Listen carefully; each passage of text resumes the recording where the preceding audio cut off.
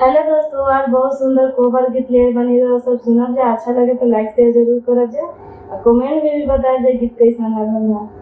सिकिया चिराता दुल्हा मनवा महले हो चलना सुभावा हमारा देशे हो चलना सुभावा हमारा देशे हो।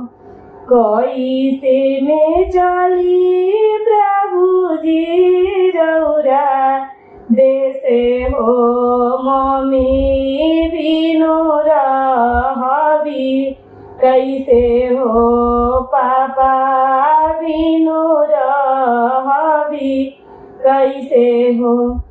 अपना ही मम्मी की धनिया बिसारी दाना हो हमारा मम्मी की तू मम्मी कही हो हमारा मम्मी की तू मम्मी कही हो।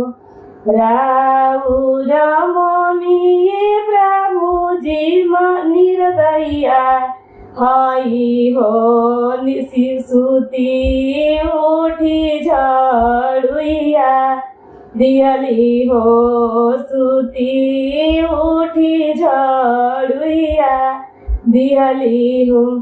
हमारा मम्मी प्रभु जी मैरिया हई हो सुती उठी दतुअनिया दिहली हो सुती उठी दतुअनिया दिहली हो। सिकिया चिराता दुल्हा मनवा महले हो चलना सुभावा हमारा देशे हो चलना सुभावा हमारा देशे हो।